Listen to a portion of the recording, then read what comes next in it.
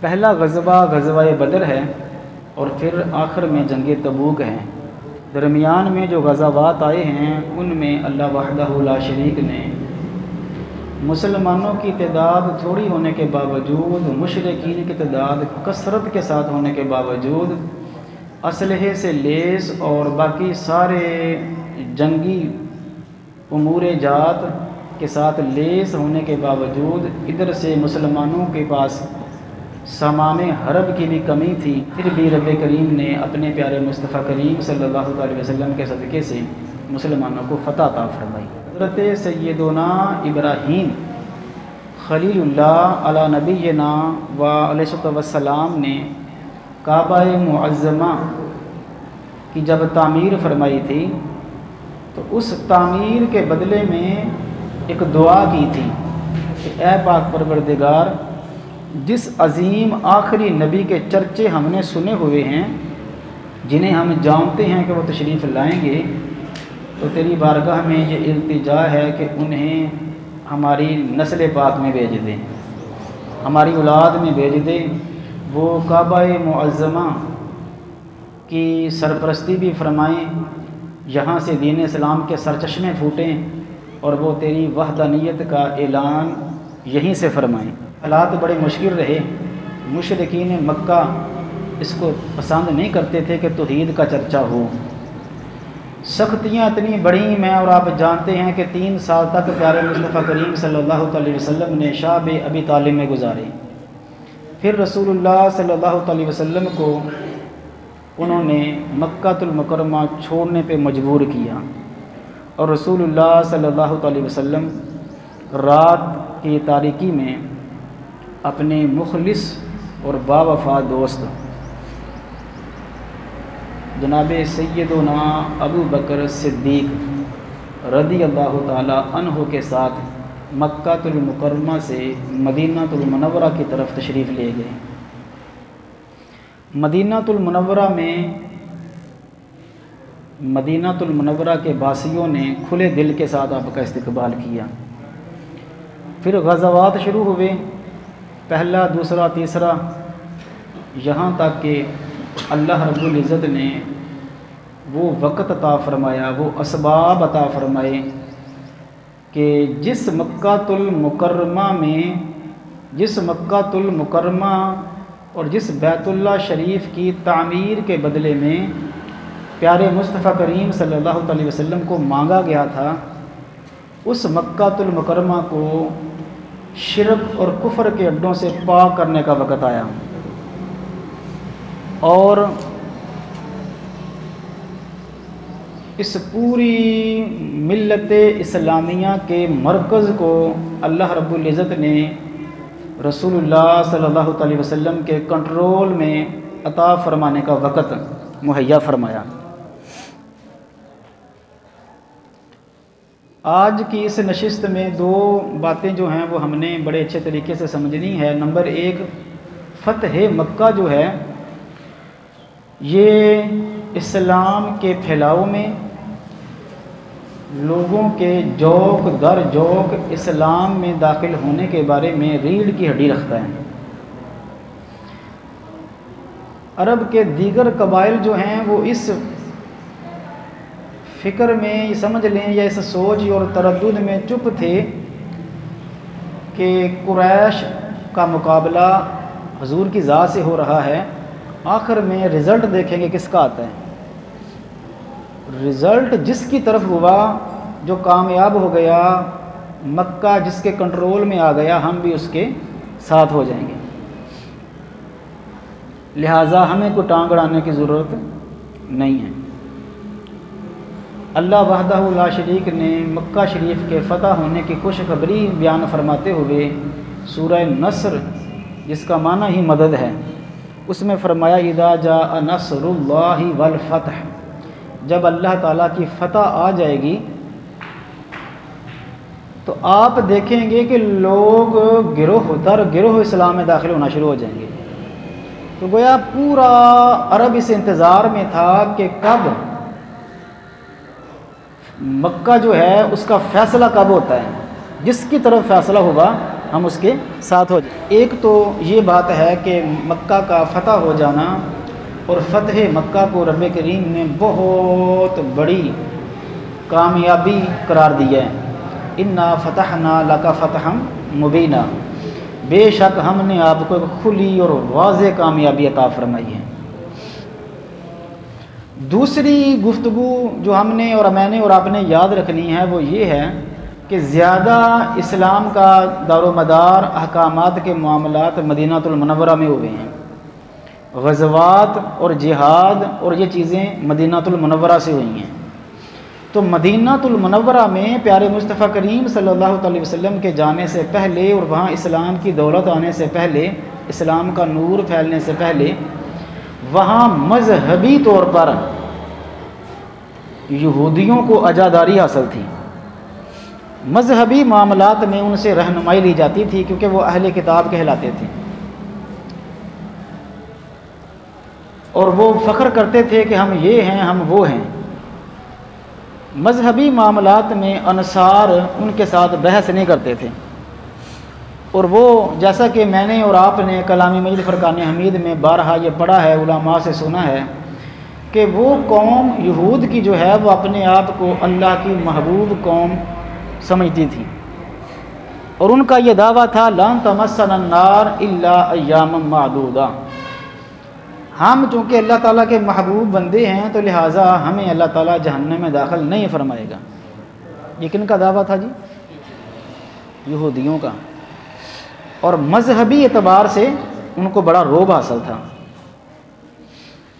یہ دو چیزیں آپ نے رکھنی ہیں ذہن کے اندر، یہ دو تناظر ہیں فتح مکہ کے لیے۔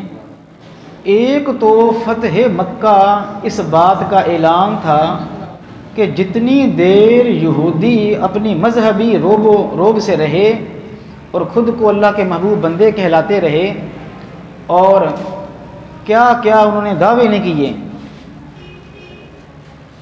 ان کی اپنے نبی کے ساتھ اخلاص کا کیا عالم تھا، اور رسول اللہ صلی اللہ علیہ وسلم کے غلاموں کا اپنے نبی کے ساتھ اخلاص کا کیا معاملہ تھا، اور رسول اللہ صلی اللہ علیہ وسلم کے غلاموں نے حضور کے ساتھ کیا وفا کی ہے۔ یہ دو چیزیں آج ہم نے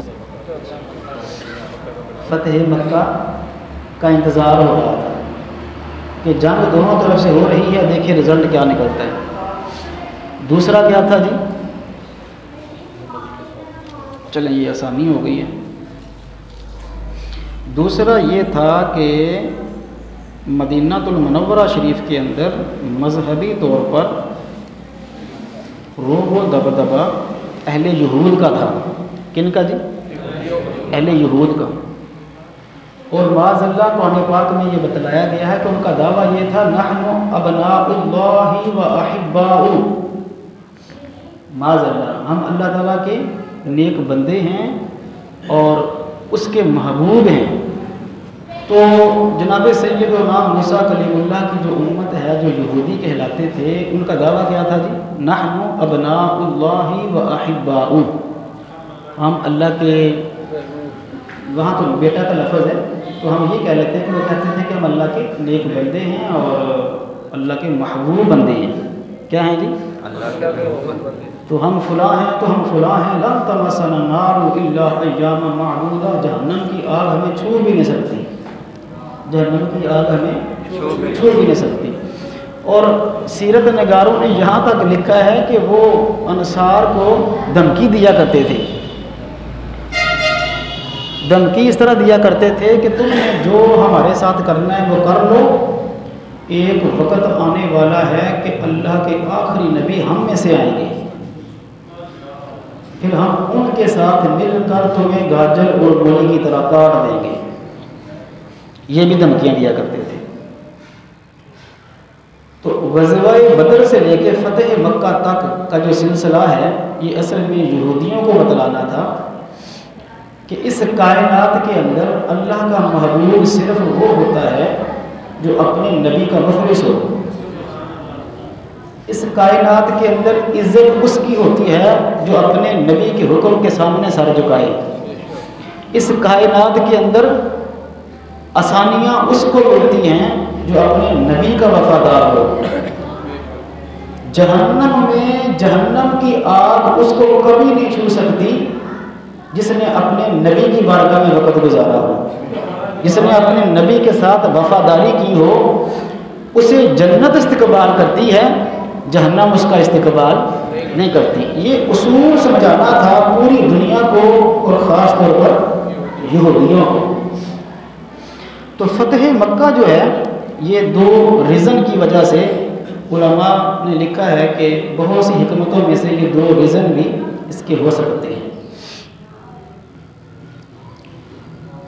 میں اور آپ جانتے ہیں کہ جو غزوہ بدر ہے یہ پہلا غزوہ ہے، بے سر و سامانی کا حالت تھا، 313 تعداد تھی جب ہم مسلمان نکلے۔ میں اور آپ جانتے ہیں کہ بدن پہ کپڑے بھی پورے نہیں تھے، کھجور کی شاخوں سے بھی لڑے ہیں، تلواریں نہیں تھیں، پیدل تھے، سواریاں نہیں تھیں۔ تو پہلا یہ بھی غزوہ تھا۔ یہودی آپ جانتے ہیں کہ انہوں نے مناظرے بھی بڑے کیے ہیں حضور پاک کے ساتھ اور حضور کے صحابہ کے ساتھ، مناظرے بھی بڑے کیے، انہوں نے باتیں بھی بڑی لگائی، کیونکہ وہ سمجھتے تھے کہ ہم اہل کتاب ہے، ہمارا ایک روگ ہے، یہ تو بالکل کوئی نئے نبی آئے ہیں، اور چونکہ بنی اسرائیل میں سے نہیں تھے تو کوئی چڑ زیادہ ہو گئی۔ اب آپ نے توجہ میری طرف رکھنی ہے، مکہ والے اپنی ضد میں تھے، مدینہ کے یہودی اپنی ضد میں تھے۔ مشرکین مکہ کو ضد یہ تھی کہ ہمارے 360 خداؤں کے مقابلے میں یہ ایک خدا کے لے کے آ گئے، وہ اس ضد میں رہے تھے۔ جیسا کہ میں نے گزارش کی ہے، رب کریم نے قرآن پاک میں فرمایا مشرکوں کو جتنا بھی پسند نہ ہو میں اپنے دین کو پھر بھی دنیا پر غالب کر دوں گا۔ مشرکوں کو پسند نہیں کریں گے کہ وحدہ لا شریک کا دین آ جائے، توحید پرست آ جائیں، وہ نہیں پسند کرتے تھے، ان کی ضد بڑی سخت تھی۔ یہاں مدینہ المنورہ میں ہو سکتا تھا کہ وہ تو جو مشرکین ہیں یہ اہل کتاب ہیں، کم از کم کتاب پڑھتے تھے، کم از کم ایک دین کے دعوے دار تھے، کم از کم ایک نبی کے امتی تو تھے، چاہے بگاڑ آ گیا تھا، لیکن سمجھا جا رہا تھا کہ یہاں آسانی ہوگی دین کو پھیلانے میں، کیونکہ مذہبی طبقہ ہے تو وہ سمجھ لے گا۔ لیکن یہاں ضد اس بات کی گئی کہ نبی ہم میں سے کیوں نہیں ہے، نبی ہم میں سے کیوں نہیں۔ میں اب ایک جملہ کہتا ہوں تاکہ آپ کے میری توجہ بنے، انہیں پتہ نہیں تھا، وہ سمجھتے تھے کہ نبی ہم میں سے ہو تو عزت بنے گی، وہ سمجھ رہے تھے کہ نبی بنی اسرائیل سے آئے گا تو نبی کی عزت ہوگی، کیونکہ سارے نبی بنی اسرائیل سے آئے ہیں۔ ان کو پتہ نہیں تھا کہ محمد عربی وہ ذات ہیں جو ساری عزتیں اپنے ساتھ لے کر آئی ہیں۔ حضور کی وجہ سے قوموں کو عزتیں ملی ہیں، حضور کی وجہ سے خطے کو عزت ملی ہے، حضور کی وجہ سے ہی سارے نبیوں کو رب کریم نے عزت عطا فرمائی ہے۔ تو وہ اس ضد میں آ گئے، اور آپ حیران ہوں گے کہ جتنا سخت ترین ریاکشن مشرکین مکہ کی طرف سے آیا تھا، اس سے بھی زیادہ سخت ریاکشن یہ یہودیوں کی طرف سے آیا تھا، حتیٰ کہ ان کا ایک بہت بڑا یہودیوں کا، جیسے آپ سب نے پڑھا ہوا ہے کہ ابو رافع اور کعب بن اشرف ان کو قتل بھی کیا گیا، اور ایک اور تھا ان کا بڑا کٹر ترین یہودی جس نے اپنے قلعے کے اندر لوگوں کو اکٹھا کیا ہوا تھا اور بڑی اس نے نازیبہ گفتگو کی۔ غزوہ بنی نضیر میں جب وہ گرفتار ہوا تو تقریباً شاید مجھے یاد صحیح نہیں ہے، شاید کوئی 300-400 یہودیوں کو قتل کیا گیا۔ اس کے بھی پیچھے ہاتھ باندھے ہوئے تھے، جب اس کو لے کر آئے حضور کی بارگاہ میں کھڑا کیا گیا، اسے قتل کرنے لگے تو حضور نے فرمایا تو بڑی باتیں کرتا تھا، اب بتا رب نے فتح کسے دی؟ تو اب ہٹ دھرمی اور ضد کا اندازہ لگائیے، اس وقت بھی اس نے کہا محمد بات یہ ہے اللہ نے فتح تمہیں دے دی ہے، شکست ہمیں ملی ہے، لیکن میرے دل میں آج بھی نفرت تیرے لیے موجود ہے۔ یہ ہٹ دھرمی اور ضد تھی ان کی، یہودیوں کی، بہت سخت ترین ریاکشن تھے ان کے۔ تو ان دونوں کو سمجھانا تھا کہ اللہ وحدہ لا شریک جن کے ساتھ ہو عزتیں صرف انہیں کی ہوتی ہیں۔ مشرکین مکہ کو بھی ایک دعویٰ تھا، وہ کہتے تھے ملت ابراہیمی کے ہم ہیں، کعبہ ہمارے پاس ہے، اس کعبے کی متولی ہمارے پاس ہے، اس کا کنٹرول ہمارے پاس ہے، یہ بنایا تھا حضرت ابراہیم نے۔ جب ہمیں اللہ نے اس کا کنٹرول دیا ہے تو اس کا مطلب ہے رب ہم سے راضی ہے۔ کیا ہے جی؟ یہ ان کی بات درست تھی؟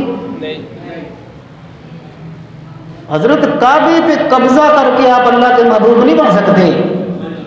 جھوٹ ہیں وہ جملے جو ہمارے پاکستان میں بھی ایک دو ملا اس طرح کی گفتگو کر جاتے ہیں کہ آپ ان کو غلط کہتے ہیں، حالانکہ رب نے انہیں کعبے کی امامت دے دی ہے۔ کعبے کا امام ہونا ضروری نہیں ہے، لاجپال آقا کا غلام ہونا ضروری ہے، یاد رکھ لیں۔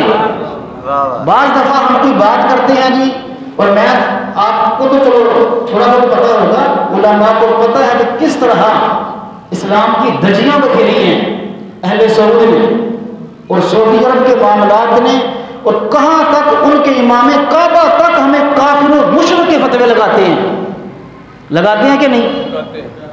جو دوست عمرہ شریف پہ گئے ہیں، حج پہ گئے ہیں، وہ تو مقام ابراہیم کے پاس بھی نہیں کھڑے ہونے دیتے۔ چلیں وہ تو ایک طرف ہو گیا، مقام ابراہیم کے پاس نہیں کھڑے ہونے دیتے،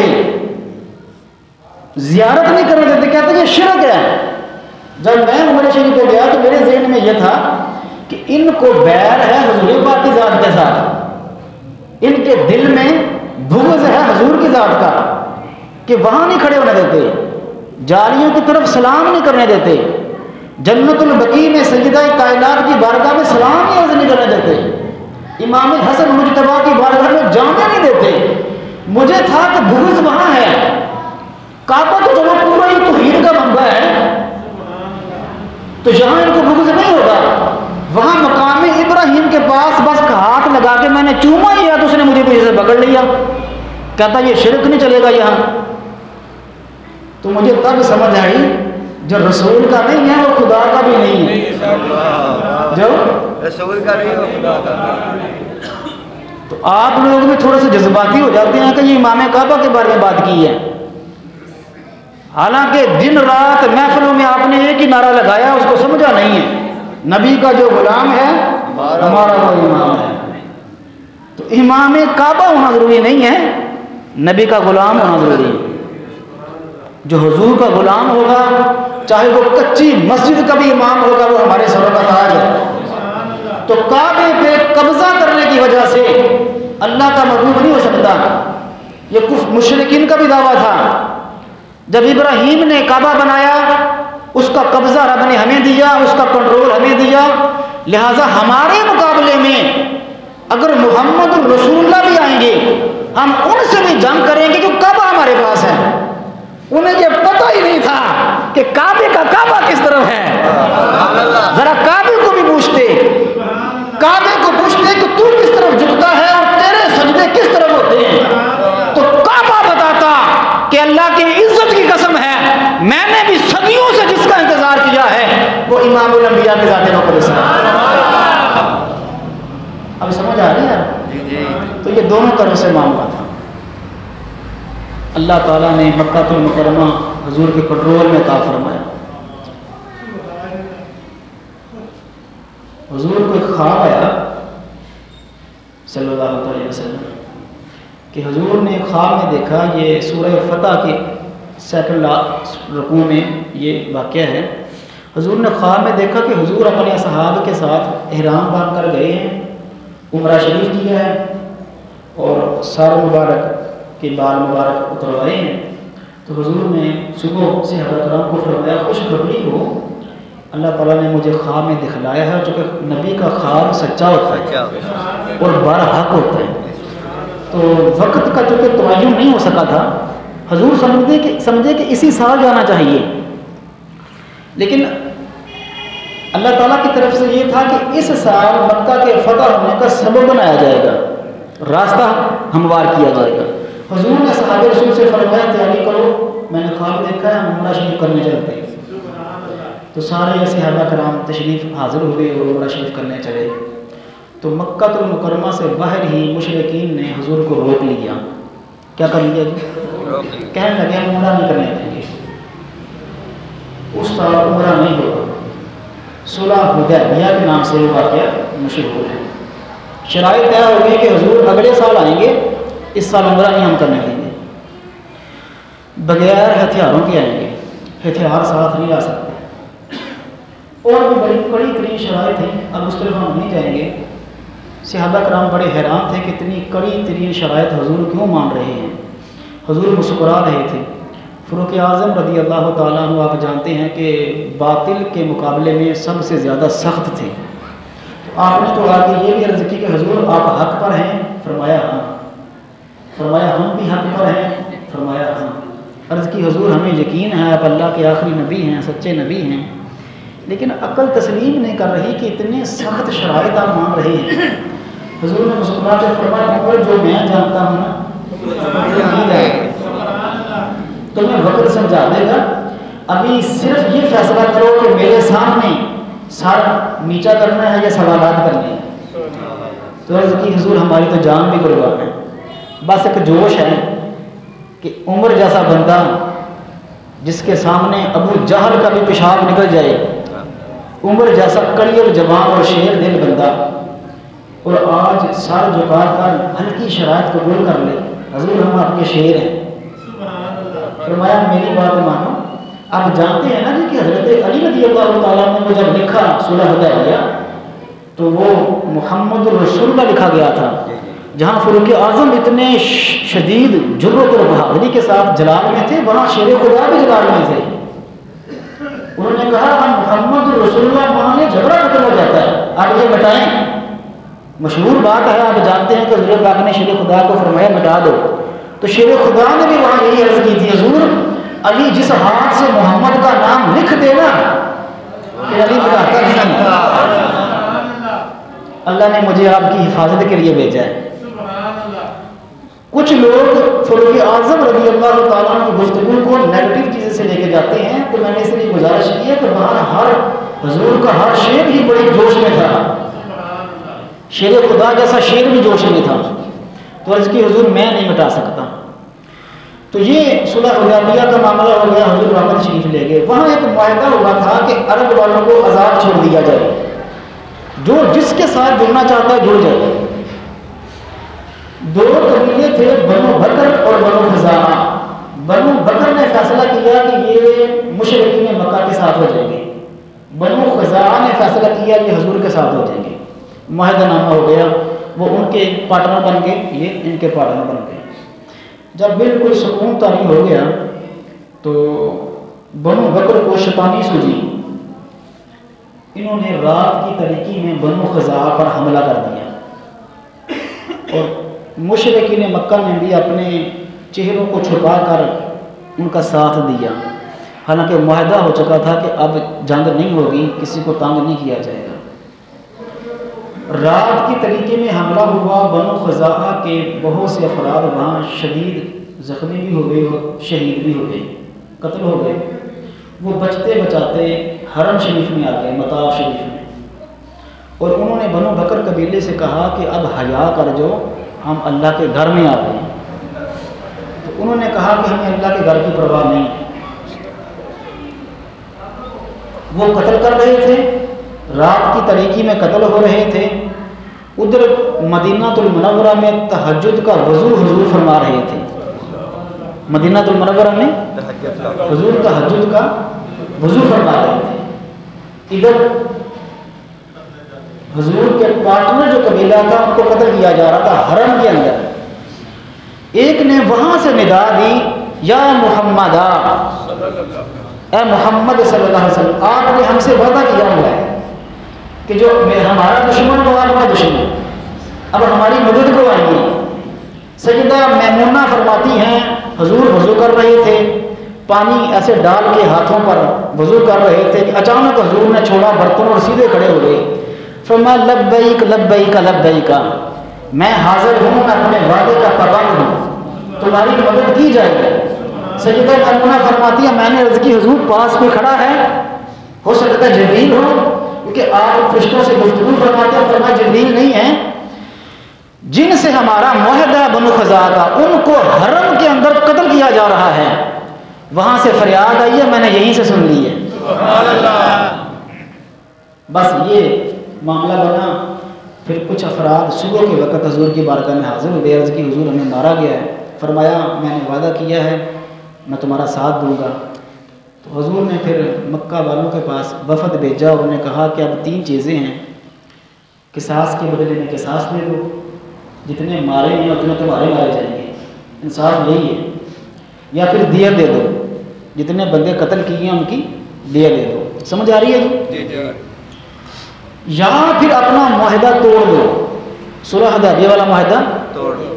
تو انہوں نے کہا نہ تو ہم قتل کے بدلے میں قتل نہ دیت, یہ تو ہماری انسلٹ ہے, ہم معاہدہ توڑتے ہیں. ہاں معاہدہ توڑ دیا. حضور کو پتہ چلا تو پیچھے سے ان کو شرمندگی ہوئی. ابو سفیان بن حرب اس وقت مسلمان نہیں تھے. ان کو بھیجا گیا کہ آپ معاہدہ دوبارہ نیا کروا رہے, یہ تو بڑا مسئلہ ہوگا. یہ آئے مدینہ شریف المنورہ میں. ان کی سگی بیٹی سیدہ ام حبیبہ حضور کے گھر تھی, زوجہ محترمہ تھی. یہ آ کر اپنی بیٹی کو ملے, حال احوال پوچھا. حضور گھر میں نہیں تھے تو یہ حضور کی 4 پر بیٹھنے لگے. ابھی مسلمان نہیں. سیدہ ام حبیبہ نے جلدی سے بستر پیچھے کھینچ لیا. اللہ اکبر. کہنے لگا نبی کے پاس رہ کر بدتمیز ہو گئی ہو, اپنے باپ کا بھی خیال نہیں ہے. تو سیدہ ام حبیبہ نے فرمایا اخلاق ہمیں حضور نے سکھلائی ہیں, بدتمیزیاں نہیں ہیں. بات یہ ہے کہ تو نجس ہے اور میرے نبی کا بستر پاک تھا ہے. نجس پاک چیز کے پاس نہیں آ سکتا. اسے بڑی حیرانی, وہاں سے نکل گیا. ابو بکر صدیق سے گزارش کی کہ حضور سے سفارش فرمائے, آپ نے فرمایا نہیں. عمر بن خطاب سے گزارش کی سفارش کریں, آپ نے فرمایا نہیں. جناب شیر خدا کی بارگاہ میں گیا, آپ نے فرمایا نہیں. سیدہ کائنات سیدہ فاطمہ زہرا کے دروازے پہ گیا اور دروازے سے عرض کی کہ امام حسن مجتبیٰ چھوٹی عمر کے کھیل رہے تھے, تو ان کو پیروں کو ہاتھ لگا کے کہنے لگا اپنے نانے سے سفارش کر دو, تم کہہ دو گے تو تمہارے نانا جان مان جائیں گے. سیدہ کائنات نے اندر سے کہا اپنے معاملات میں میرے بچوں کو نہ لاؤ, خود تم نے یہ کام کیا خود بھگتو. وہ واپس آیا, حضور کی بارگاہ میں بیٹھا. حضور نے فرمایا اب صلح نہیں ہوگی, تم نے حرم کے اندر ہمارے بندے مارے ہیں, اب صلح نہیں ہوگی. اس نے خود ہی کھڑے ہو کر کہا جی میں خود ہی اعلان کرتا ہوں کہ صلح ہو گئی. کیا کہ چلا گیا. جب گیا تو مشرکین مکہ نے کہا بچوں والا کام کر کے آ گئے ہو, نہ کوئی معاہدہ نہ کوئی تحریری معاملہ, اب ہمیں کیا پتا کہ حملہ کریں گے یا نہیں کریں گے, اب تو ہم ڈر رہے ہیں. ادھر سے ڈرے مصطفیٰ کریم نے حملے کی تیاریاں شروع کر دی. کیا کر دی؟ اب وقت نہیں ہے, میں آپ کو تھوڑا سا ساتھ منظر ایک اور دکھاتا. تو میں اب یہ سوچ رہا ہوں کہ ہم اس کو اگلے جمعہ المبارک میں رکھیں. کہاں جی؟ اگلے جمعہ المبارک میں رکھیں. تو یہ بھی ایک بڑا اچھا ہو گیا تھا, اس کی وجہ سے قرآن پاک بالکل ایزیلی میں اب پڑھ سکتا تھا, لیکن چونکہ وقت بہت ہو گیا تو اس منظر کو ہم کوشش کرتے ہیں کہ پھر کبھی رکھتے ہیں.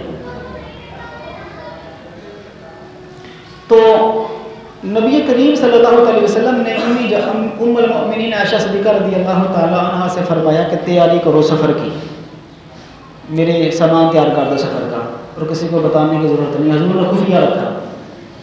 اور سیدہ ام سلمہ رضی اللہ تعالی عنہا کو ساتھ سفر کی سعادت عطا فرمائی گئی, ساتھ جانے کی.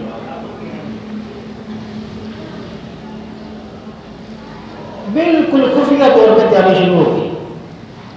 حضور نے دعا کی ہے پاک پروردگار کفار کی آنکھوں پہ پردہ ڈال دے, جب تک ہم ان کے اوپر سروں پہ نہ پہنچ جائیں ان کو خبر نہیں ہونی چاہیے, ان کو خبر نہیں ہونی چاہیے. 10 سے 12 ہزار کا لشکر تیار ہوگا. کتنا جی؟ 10 سے 12 لشکر تیار ہو گیا. حضور نے سفر شروع کیا. سفر شروع کرنے سے پہلے صحیح بخاری شریف میں 7 جگہ یہ حدیث پاک آئی ہے. کتنی جگہ جی؟ 7 جگہ. میں جو حدیث پاک پڑھ رہا ہوں اس کا نمبر ہے 3983. کیا نمبر ہے؟ 3983 3700 3081 3983 اور 4274 یہ حدیث کے نمبر ہیں۔ صحیح بخاری میں یہ 7 دفعہ حدیث پاک آئی ہے، تو میں جو پڑھنے لگا ہوں اس کا نمبر کیا ہے جی؟ 3983۔ ان علی بن ابی طالب رضی اللہ تعالی عنہ قال بعثني رسول الله صلی اللہ علیہ وسلم انا و ابا مرصد الغنوی والزبیر بن العوام وكلنا فارس فقال رسول الله صلی اللہ علیہ وسلم انطلقوا حتى تاتوا روضة خاخ فإنها فإن بها امرأة من المشركين كتاب من حاتب أبي بلتة إلى المشركين فأدركناها تسير على بعير لها حيث قال رسول الله صلى الله عليه وسلم فأدركناها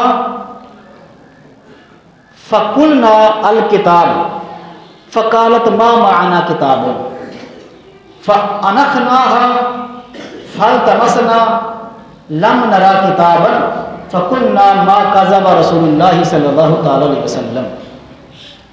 شیخ خدا کرم اللہ وجہہ الکریم فرماتے ہیں مجھے حضور نے بلایا اور فرمایا علی تم ہو، ساتھ ابو مرصد الغنوی کو لے لو اور زبیر بن عوام کو لے لو۔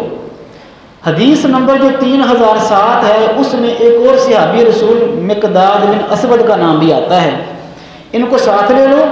حضور نے فرمایا جہاں سے جلدی نکلو، ان تالے کو نکلو، اور جب تم پہنچو گے مقام خاک پر وہاں تمہیں ایک عورت نظر آئے گی، اس کو خط دیا ہے ہمارے صحابی حاتم بن ابی بلتہ نے، وہ خط لے کے جا رہی ہے مکہ مشرکین کی طرف۔ اس میں حضرت حاتم بن ابی بلتہ جو ہیں انہوں نے لکھا تھا مشرکین کو کہ باز آ جاؤ، اللہ کے رسول بہت بڑا لشکر لے کر آ رہے ہیں، تو مقابلہ نہیں کر سکو گے، اپنی جانوں کی حفاظت کرو اور پہلے سے ہی حضور کا کلمہ پڑھ لو۔ اور آپ بعد میں آپ نے خود حضور کی بارگاہ میں یہ پھر عرض بھی کی، وہ میں بعد میں بتاتا ہوں۔ شیر خدا کرم اللہ وجہ الکریم فرماتے ہیں کہ ہم جب سواری لے کے نکلے تو جس جگہ پر حضور نے فرمایا تھا نا جی، ایگزیکٹ اسی جگہ پر ہم نے اس عورت کو دیکھ لیا۔ سبحان اللہ۔ اب چونکہ وقت نہیں ہے اور آپ نے سبحان اللہ کہنا ہی نہیں ہے۔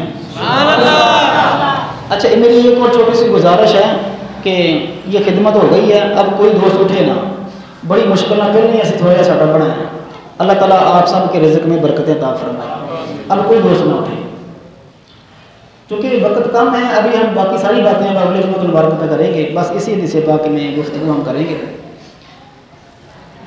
عورت کم کی نکل چکی تھی، حضور نے شیر خدا کو بھیجا، حضور نے جہاں کہا تھا عورت وہاں سے آگے نہیں جا سکتی تھی، زمین کی تناب پہ نہ پیچھے آ جائے، اللہ کے نائب کے لفظ نکلے ہوئے تقدیر کے تیر ہوتے ہیں۔ شیر خدا فرماتے جہاں حضور نے کہا تھا نا کہ تم وہاں جا کے اس کو پکڑ لو گے، ہم نے وہاں جا کے اس کو پکڑ لیا۔ وہ اسی طرح جس طرح حضور نے فرمایا تھا اسی طرح اپنی سواری پہ سوار تھا، ہم نے اس کے گرد گھیرا بنایا۔ شیر خدا فرماتے میں نے اسے کہا الکتاب، خط نکالو۔ اس نے کہا مانا کتاب، میرے پاس تو کچھ بھی نہیں ہے۔ آپ نے فرمایا بیٹھو، انخناہا، ہم نے اس کے اونٹ کو بٹھایا، فالتمسنا، اس کی تلاشی لی، اس کی سواری کی تلاشی لی، سامان کی تلاشی لی، لم نرا کتابا، خط نہیں ملا، خط نہیں ملا۔ تو مجھے شیر خدا فرماتے باقی صحابہ نے کہا خط نہیں ملا، اب کیا کریں؟ تو اس نے کہا میں بالکل سچ بول رہی ہوں، میرے پاس خط نہیں ہے۔ شیر خدا فرماتے ہیں میں نے اور میرے صحاب میرے جو دوستوں نے کہا ما کذب رسول اللہ، دنیا جھوٹی ہو سکتی ہے، ہمارے نبی جھوٹے نہیں ہو سکتے۔ اگر میرے نبی نے کہا ہے تو خط تیرے پاس ہے، اس کو نکال دے۔ اس نے کہا نہیں، تم نے تلاشی لے لی ہے، خط نہیں ہے۔ فرمایا لَتُخْرِجَنَّ الْكِتَابَ أَوْ لَنُجَرِّدَنَّكَ، یا خط نکال یا تیرے کپڑے سارے اتار کر تجھے بتائیں گے خط کہاں چھپا ہوا ہے. خط میں نے جب یہ لفظ پڑھے تو مجھے پہلے یہ تھا کہ اس کا ترجمہ کروں کہ نہ کروں کہ شیر خدا جیسی شخصیت ایک مشرکہ عورت کو کہیں کہ تیرے کپڑے اتار دینے. تو مجھے چونکہ مختلف لفظ ہیں لیکن جہاں لفظ بالکل واضح ہیں جو میں نے بات پڑھ رہا ہوں 3983 لا جر دھننا کا ہم تجھے ننگا کر دیں گے. تو پھر اب مجھے یہاں بیٹھے یہ ذہن میں بات آئی ہے کپڑے اتارنے کی بات نہیں تھی. جیسے ہم کہہ دیتے ہیں سچ بول تو ننگا ہو جائے گا لوگوں کے سامنے. فرمایا تیرا جھوٹ نکلے گا تو ننگی ہو جائے گی. خط نکال دے. اب دو روایات ہیں. ایک میں اس نے جہاں بالوں میں چھپایا ہوا تھا بالوں کو لپیٹا ہوا تھا اس میں سے, اور یہ جو میں نے روایت پڑھی ہے اس میں اس نے یہاں نیفے سے نکالا اور خط پکڑا دیا کہنے کہ یہ خط ہے. شیر خدا کرم اللہ وجہہ الکریم اس خط کو لے کر حضور کی بارگاہ میں حاضر ہو گئے اور کہا حضور یہ خط ہے. آپ نے فرمایا حاتم کو بلاؤ. فرمایا حاتم تجھے کیا لگا تھا کہ مجھے پتہ نہیں لگے گا. اب یہ یاد رکھنا ہے کہ یہ بدری سے آبی ہے. حاتم بن ابی بلتع بدری سے آبی ہے. فرمایا حاتم تجھے کیا پتا تھا مجھے نہیں پتا چلے گا. عرض کی حضور مجھے پتا تھا کہ آپ کو پتا چل جانا ہے بس معاف کیجئے بات صرف یہ تھی کہ مجھے پتا چل گیا تھا آپ نے حملہ کرنا ہے مکہ تو مجھے یہ نہیں پتا تھا کہ وہاں کیا ہوگا. باقی سارے صحابہ کرام کے مہاجرین کے وہاں رشتہ دار ہیں ان کا تو سر جانا تھا. میرا وہاں کوئی نہیں ہے تو میرے وہاں کے معاملات کو دیکھنے والا بھی کوئی نہیں ہے. تو میں نے سمجھا کہ ایک احسان کر دوں خط پہنچا کے کیونکہ مجھے پتا تھا فتح تو آپ کی ہے فتح آپ کی ہے بس میرا ان کی طرف احسان ہو جائے گا میرے گھر بار کو وہ خراب نہیں کریں گے. حضور نے فرمایا تم نے سچ کہا. فاروق اعظم کھڑے ہو گئے تلوار نکالی عرض کی حضور یہ منافق ہو گئے اس کو قتل کرنے کی اجازت ہے. اب حضور نے فاروق اعظم کی طرف دیکھ کے فرمایا فاروق اعظم مجھے یہ تو بتلاؤ یہ بدر میں شریک تھا کہ نہیں. یہ بدر میں شریک تھا کہ عرض کی حضور یہ بدر میں شریک تھا. فرمایا لعل اللہ اطلع علی اہل البدر ثم یقول قد غفرت لکم وقد وجبت لکم الجنہ اعملوا ما شئتم. فرمایا جب یہ بدر میں شامل تھا اور میرا رب جانتا ہے اب یہ پوری ذمہ داری کے ساتھ یہ اسی میں میں نے اپنے بیان کو ختم کرنا ہے. یہ بخاری کے لفظ ہیں حدیث 7 دفعہ یہ بخاری میں حدیث روایت کی گئی ہے. شیر خدا اس کے راوی ہیں. کون جی شیر خدا اس کے راوی ہیں. 3983 نمبر میں نے پیش کر دیا ہے. آپ نیٹ پہ جا کے سرچ کر سکتے ہیں. اللہ کے رسول نے فرمایا شیر خدا وہیں کھڑے ہیں اصحاب رسول کھڑے ہیں. حاتم بن ابی بلتع سے غلطی ہوئی ہے انہوں نے معافی مانگ لی حضور نے معاف کر دیا.